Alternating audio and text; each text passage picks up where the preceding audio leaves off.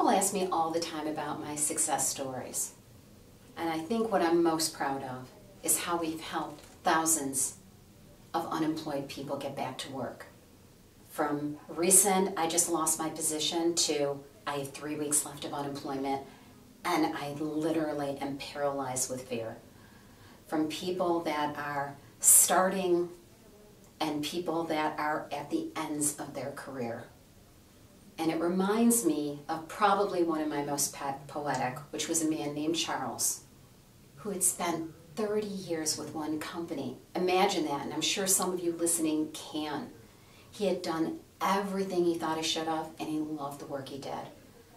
When his business changed and they were forced to downsize him, he was devastated. It was literally like a death in the family. He had actually gone through a very traditional outplacement program and still no luck. He had actually been unemployed for 2 years by the time I met him. What we were able to see in Charles was a man who had an open mind and an open heart. He had already done everything he thought he was supposed to. He had already been under the influence of bad advice. But he was willing to change, frankly, because he thought he needed to for survival.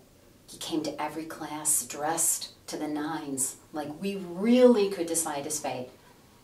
But what changed during that week after week after week was he very systematically started to remove those old traditional thoughts and started to replace them with the new employers and what it was they were thinking and what it was they were feeling. And he came to the realization that he really had all of those things. He had all the ingredients that a growth employer was interested in. So when he graduated from our course, he told me a story about going out in his backyard, throwing all his old manuals, all his old training, all his old resumes in a garbage can, and literally starting it on fire. Thankfully it was metal, so he didn't burn his house down. But the truth of the matter was, it was very, very ceremonious in how he viewed this new step, the career reform movement.